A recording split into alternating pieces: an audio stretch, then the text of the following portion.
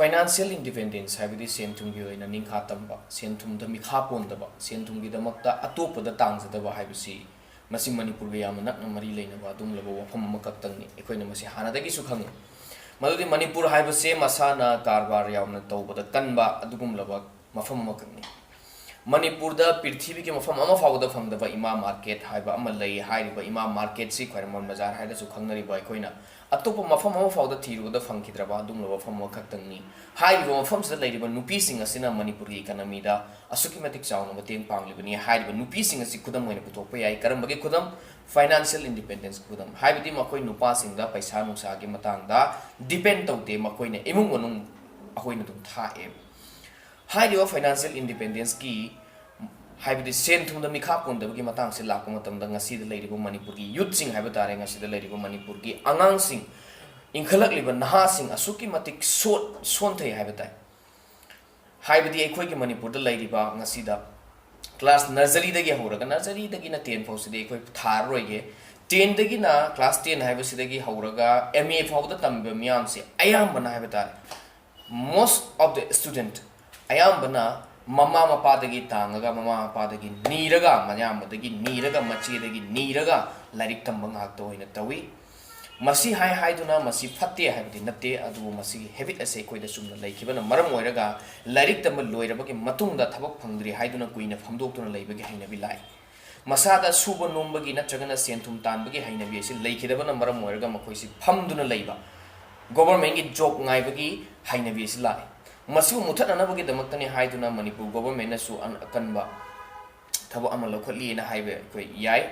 manipur startup ki policy manipur startup redemption ki policy ma lei hairibo policy si ge makhada manipur ki naha sinda thabo pibagi anova chanabi ma akhoi ki anova scheme ma lai hairibo scheme sima yamna phaba scheme ni hairibo scheme sina akhoi ki naha sinda aduk yona thabak pire makhoi paisa thokalle habdi yadri maramdi scheme masi amna nauri masimok na makha tana adumuk chathaduna nahasin mateng pangwiragadi masi financial freedom si kitang leirakadra financial independence si kitang leigadra haibasi ai sagi thajabani masigi marak asida aikoi gi manipur asida leiriba miyam sing asina aikoi gi leiriba idea sing haiba tare manipur gi youth sing da leiriba idea sing asi कोई फजना nurture तौबीबा मसु चंगी मकोई के idea सिंग से ओ याइने फाइने मसी तौसिने आई मतिंग पांगेने हाइबा मसु चंगी मणिपुर दा अखोइना business की चनाबी business की environment से लेदबना मरम ओरगा मणिपुर की नहा मन बिजनेस तौगे न चोंथोरक मतम दा माबु डिस्करेज तौबीबगी थबक असि यामना तौई मणिपुर लाइक लाइसु साना कोनबा अमदी अतोप अतोप आर्ट एंड कल्चर की मरम दा यामना मिंग चली तौ तबु बिजनेस की मतांग असि योरक मतम दा मणिपुर से कितंग मनिंग हंदुना चटपगुंबा म लई थांगै सेंना हार मतमदा हाना ममांगैदा ओइरंबा मणिपुर की फाइनेंशियल ग्लोरी एदो हजिक लेके हाइना खुना लोबे याय तालक असिदा आई एग्जांपल अमकता आई इसादा थोकिबा आई इसामकता थोकिबा थोदो अमकता हाइजगे मणिपुर स्टार्टअप रिडीम्शन की मयाम इंटरव्यू चंगने असिगुमना आइसु इंटरव्यू अमकता चंगजरुई हाइरिबा इंटरव्यू से कोई की स्टार्टअप की पिचिंग ने कोई नमसिबु बिजनेस के लोन पिचिंग हाइरगा खंगने आइगी आइडिया से सिनी हाइना ताकपा अदो हाइरिबा आइना पिचिंग असि चंग मतम सिदा आइगी आइडिया सि आइना मखोइदा फजन एक्सप्लेन तवी मफम द फंबिरमिबा बोर्ड मेंबर्स सिंग दाइना फजन एक्सप्लेन तवी एक्सप्लेन तवदु मखोइ थंगै सेंना तारिब्रा नत्रगना थवाइ यावना पुकिंग चंगना तारिब्रा हाइबदु मदि आइसु मदु कन्फर्म तवु ngамजदे अदु मखोइना हाइरकपा मतमदा इबुंग नंगी आइडिया से यावना फजै अदुबु थबक तोन थोपा वागनी थबक तोन थोपा ngамoi हाइबा खक्त नतना ओइथोय हाइबो वही मसिजिनरी थबक तो ओनथोपदो ओइथोय हाइबो वही मसिजिनरी हाइरिबो वही सि करिगुंबा आई नतबा अतोप मी सिंगसु सिजिनबा तारगदि मणिपुर से अदुमक अतोप स्टेट मिखा पोलगा लेगनी मणिपुर की नहासिंग अदुमक मागी इमुंग मनुंग मिखा पोलगा लेगनी मणिपुर की यूथ सिंग अदुमक थबक नाइरगा हाइदि गवर्नमेंट की जॉब नाइरगा लेगनी अतै थबक तौरोय थांगै सेंग हायर मतमदा नुमितुदा आइना पंजाबा आइडिया सि मणिपुर की पाक चावरब लफुम सिंग असि था तरु कक्तमक लौ उरगा था तरु अमना हांगा लई हाइरिबा अहांग था तरु असिदा अखोइना हंगाम नत्रगना थाव थोप याबा लिनसिट ऑयल बो ओइरो केसी हायर खंगनबा अदुगा अतोप अतोपा ग्राउंडनट बो ओइरो थारगा अखोइना हाइरिबा अखोइना थारिबा पोतुदगी थाव सुंगगा अखोइगी मणिपुर की लैरिबा अतोप स्टेट की थाव की डिपेंड तौरिबा हाइदि अच्छा थाव की डिपेंड तौरिबा से अखोइना खरमक्तमक ओइरबसु कोखनबा ngamgadra हाइबगी आइडिया दो अइना शेयर तौजगनी मौदा ꯐꯝꯕꯤꯔꯝꯂꯤꯕ ꯕꯗ꯭ꯔꯂꯣꯛꯇꯨꯅ ꯀꯃꯥꯏꯅ ꯍꯥꯏꯒꯦ ꯍꯥꯏꯕ ꯃꯇꯝꯗ ꯏꯕꯨꯡꯉꯣ ꯅꯪꯒꯤ ꯑꯥꯏꯗꯤꯌꯥꯁꯦ ꯑꯣꯏꯊꯣꯛꯑꯣꯏ ꯍꯥꯏꯕ ꯑꯣꯏꯊꯣꯛꯑꯣꯏ ꯍꯥꯏꯕ ꯋꯥꯍꯩ ꯑꯃ ꯁꯤꯖꯤꯟꯅꯔꯦ ꯍꯥꯏꯔꯤꯕ ꯋꯥꯍꯩꯗꯨꯅ ꯑꯩꯕꯨꯗꯤ ꯑꯩ ꯏꯁꯥꯃꯛꯇ ꯀꯔꯤꯅꯣ ꯍꯥꯏꯕ ꯃꯇꯝꯗ ꯑꯩ ꯈꯜꯂꯤ ꯅꯍꯥꯛꯅ ꯑꯣꯏꯊꯣꯛꯑꯣꯏ ꯍꯥꯏꯕ ꯇꯥꯔꯒꯁꯨ ꯊꯕꯛꯁꯤꯗꯤ ꯑꯣꯏꯊꯣꯛꯀꯗꯕ ꯊꯕꯛꯅꯤ ꯅꯍꯥꯛꯅ ꯃꯇꯦꯡ ꯄꯥꯡꯅꯤꯡꯉꯤ ꯅꯠꯇ꯭ꯔꯒ ꯄꯥꯡꯅꯤꯡꯗꯦ ꯍꯥꯏꯕꯗꯨꯅ ꯇꯣꯉꯥꯟꯕ ꯋꯥꯅꯤ ꯍꯥꯏꯕ ꯋꯥꯈꯜ ꯈꯜꯂꯤ ꯑꯗꯨꯕꯨ ꯀꯅꯥꯒꯨꯝꯕ ꯑꯇꯣꯞꯄ ꯑꯃꯅ ꯈꯟꯈꯤꯕ ꯌꯥꯏ ꯀꯔꯤꯅ ꯑꯩꯁꯤ ꯀꯥꯟꯅꯗꯕꯗ ꯋꯥꯈꯜ ꯃꯌꯥꯝ ꯑꯃ ꯈꯜꯂꯦ ꯑꯣꯏꯊꯣꯛꯑꯣꯏꯗꯕ ꯋꯥꯈꯜ ꯃꯌꯥꯝ ꯈꯜꯂꯦ ꯈꯟꯈꯤꯕ ꯌꯥꯏ ꯑꯁꯤꯒꯨꯝꯕ ꯋꯥꯐꯝꯁꯤꯗꯤ ꯊꯝꯍꯟꯅꯤꯡꯗꯦ ꯊꯝꯖꯍꯟꯅꯤꯡꯗꯦ ꯃꯔꯝꯗꯤ ꯃꯁꯤꯅ ꯑꯩꯈꯣꯏꯒꯤ ꯅꯧꯅ ꯌꯥꯝꯅ ꯏꯅꯔꯖꯦꯇꯤꯛ ꯑꯣꯏꯅ ꯍꯧꯒꯠꯂꯛꯂꯤꯕ ꯅꯍꯥꯁꯤꯡꯗ ꯍꯟꯊꯅꯕꯒꯤ ꯄꯨꯛꯅꯤꯡ ꯁꯣꯟꯊꯅꯕꯒꯤ ꯃꯆꯥꯛ ꯑꯃ ꯑꯣꯏꯍꯟꯒꯅꯤ ꯍꯥꯏꯅ ꯑꯩꯅ ꯈꯜꯂꯤ ꯀꯔꯤꯒꯤꯁꯨ ꯑꯣꯏꯊꯣꯛꯂꯣꯏ ꯃꯅꯤꯄꯨꯔ ꯍꯥꯏꯕ ꯃꯅꯤꯄꯨꯔꯁꯤꯅ ꯑꯇꯣꯞꯄ ꯁ꯭ꯇꯦꯠꯇꯒꯤ ꯉꯁꯤꯗ ꯊꯥꯎꯗ ꯗꯤꯄꯦꯟ ꯇꯧꯔꯤꯕꯁꯦ ꯑꯁꯨꯛꯀꯤ ꯃꯇꯤꯛ ꯗꯤꯄꯦꯟ ꯇꯧꯏ ꯃꯅꯤꯄꯨꯔꯗ ꯏꯃꯨꯡ ꯂꯥꯛ 5 ꯈꯛꯇꯪ ꯄꯥꯁꯤ ꯍꯥꯏꯔꯤꯕ ꯏꯃꯨꯡꯁꯤꯅ ꯍꯞꯇꯥ ꯑꯃꯗ ꯊꯥꯎ ꯂꯤꯇꯔ ꯑꯃꯃꯝ ꯈꯛꯇꯪ ꯁꯤꯖꯤꯟꯅꯩ ꯍꯥꯏꯅ ꯄꯥꯁꯤ ꯊꯥꯎ ꯂꯤꯇꯔ ꯑꯃꯃꯝꯒꯤ ꯃꯃꯜ ꯂꯨꯄꯥ ꯆꯥꯝꯃꯅꯤ ꯍꯥꯏꯅ ꯄꯥꯁꯤ ꯑꯗꯨ ꯑꯣꯏꯕ ꯇꯥꯔꯒꯗꯤ ꯍꯞꯇꯥ ꯑꯃꯗ ꯃꯅꯤꯄꯨꯔꯅ ꯑꯇꯣꯞꯄ ꯁ꯭ꯇꯦꯠꯇ ꯊꯥꯗꯣꯛꯂꯤꯕ ꯑꯁꯦ ꯂꯨꯄꯥ ꯀ꯭ꯔꯣꯔ 5ꯅꯤ ꯍꯥꯏꯔꯤꯕ ꯂꯨꯄꯥ ꯀ꯭ꯔꯣꯔ 5ꯁꯦ ꯑꯩꯈꯣꯏ ꯊꯥꯗꯣꯛꯈ꯭ꯔꯕꯅꯤ ꯄꯤꯊꯣꯛꯈ꯭ꯔꯕꯅꯤ ꯃꯣꯏꯗ ꯑꯣꯏꯔꯣꯅ ꯊꯥꯗꯣꯛꯈꯤꯕꯒꯨꯝꯕꯅꯦꯕ ꯃꯁꯤ ꯀꯔꯤ ꯀꯥꯟꯅꯩ ꯑꯗꯨ ꯑꯣꯏꯕ ꯇꯥꯔꯒꯗꯤ ꯑꯩꯈꯣꯏ ꯀꯔꯤ ꯇꯧꯕ ꯇꯥꯏ ꯑꯩꯈꯣꯏ ꯏꯁꯥꯒꯤ ꯑꯣꯏꯕ ꯁ꯭ꯇꯥꯔꯠꯑꯞꯀꯤ ꯋꯥꯈꯜ ꯈꯟꯖꯔꯤꯕ ꯅꯍꯥꯁꯤꯡꯗꯨꯅ ꯑꯗꯨꯒꯨꯝꯂꯕ ꯋꯥꯈꯜꯁꯤꯡ ꯑꯗꯨꯒꯨꯝꯂꯕ ꯕ꯭ꯔꯦꯟ ꯄꯪꯁꯜꯂꯕ ꯑꯗꯨꯒꯨꯝꯂꯕ ꯐꯪꯁꯟ ꯇꯧꯕ ꯋꯥꯔꯕ ꯑꯍꯟꯁꯤꯡ ꯑꯗꯨꯅ ꯍꯥꯏꯕꯗꯨ ꯇꯥꯗꯅ ꯑꯩꯈꯣꯏ ꯏꯁꯥꯒꯤ ꯑꯣꯏꯕ ꯏꯔꯣꯝꯗꯣꯝ ꯂꯦꯞꯆꯕ ꯉꯝꯅꯅꯕꯒꯤꯗꯃꯛꯇ ꯃꯅꯤꯄꯨꯔꯒꯤꯗꯃꯛꯇ ꯈꯜꯂꯒ ꯃꯅꯤꯄꯨꯔꯒꯤ ꯁꯦꯟꯃꯤꯠꯂꯣꯟꯒꯤꯗꯃꯛꯇ ꯈꯜꯂꯒ ꯑꯁꯤꯒꯨꯝꯂꯕ ꯊꯕꯛꯁꯤꯡ ꯑꯁꯤ ꯑꯩꯈꯣꯏ ꯄꯥꯏꯈꯠꯄ ꯗꯔꯀꯥꯔ ꯑꯣꯏ ꯊꯥꯡꯒꯩ ꯁꯦꯡꯅ ꯍꯥꯏꯕ ꯇꯥꯔꯒꯗꯤ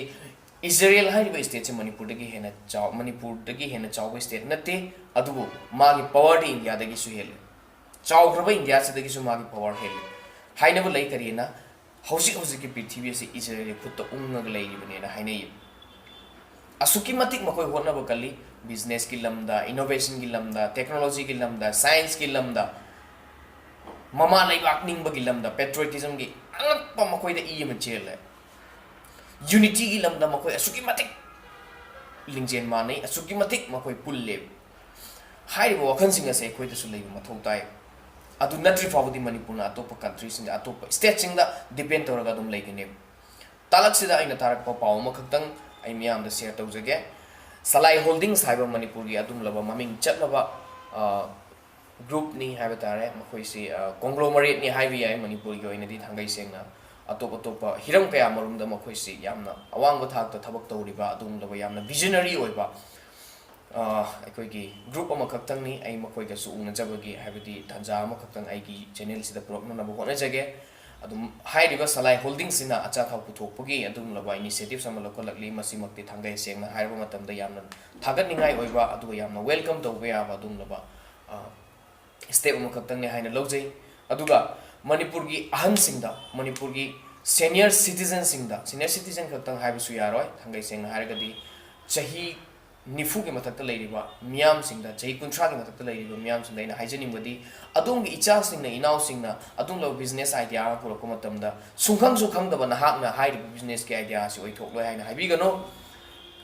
मधुगी महुत्ता खरा थिगतलगा हुंगतलगा नत्रगा मंगोंदा कुपना हंगम मतुंदे नंगी थबक सिदि तौबु यागनी अखोय मतेंग पांगे हाइदुना पांगसलबा मतमदता अखोय मणिपुर फाइनेंशियल इंडिपेंडेंस अदु लैगदोरिबनी मणिपुर दगे अखोय मिटोप हनबिखो हाइना लावबगी मुहुत्ता मिटोप सिंगना तौरिबा थबक सिंग असे अखोय इसा इसाना तौबु तारगदी मिटोप सिंग थबक लैतबदगी मयुम मयुमदा हन्नखिगनी एग्जांपल ओइना जापान दा कनासु अतोप कंट्री दगे कनामा फौ लागा मफमदा थबक तौबगी मतिक लैते मरमदि करिनो हाय मतमदा मखोयना तौरिबा थबक अदु मखोयगी दमकता ख्वाइदगी फबा ख्वाइदगी क्वालिटी लेबा थबक मखोयना तवी मखोयगी दमकता मखोय मसाना मसासी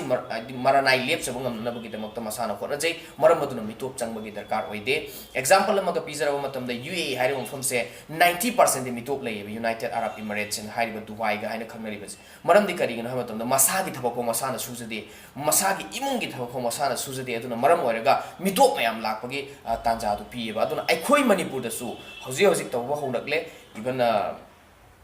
गोलगप्पा हाइना खंगनबा पानीपुरी योनबा होरकले मणिपुर दा अदुगा अतोप अतोप स्ट्रीट वेंडर सिंगदा मणिपुरी मचा थोकपा होरके यामना थागतनिंगाई नि अदुगा स्टार्टअप हाइबा तारे अनो नो स्टार्टअप सिंग मणिपुर मचा यामना तौरकले मसी यामना थागतनिंगाई नि मणिपुर दा मयांगना बेकरी तौरंबा हौजी बेकरी मयांग तौबा उद्रे मणिपुर मचा सिंगना तौबा होरकले अदुगा मसीदा इंडिजिनियस ओइबा हाइबा तारे अखोइना चाहाउगी आइटम सिंगसु मयाम अमा यावसलले मसिमक अखोइना यामना वेलकम तौबा याबा अदुमलबा कइनो अमखकनि aduga manipur ki food industry da manipur macha sing changsalakliba masi yamna thagatningai ni aduga atop mafam sing da so atop field sing da so ekhoi changsan bagi darkar oiri maram aduna mikap thokpiro manipur ki youth sing government ki job khaktana paisa pibana te अखोइना business तब तारगदि मदुना so अखोइदा पैसा पिबनी मसी मतंग अखोइ मथंग मथंग अतोप अतोप वीडियो सिंसु पुरकना अखोइ होनजगे ngasi go inadi matang asi da loisan bo hona jarage da video si sang sangre kari gumba video si bu adumna youtube te yembi bataraga de ko channel bu subscribe to bi mu de share to bi like to bi adu kari gumba facebook te yem bataraga so to ga share to min aduna hai ba khoi gi idea si bu khoi gi wakhalon si bu mai pak pada khoi gi wakhalon si bu mang phau na da adum su mateng pang bi yu haina aina nuruk na ning sing jare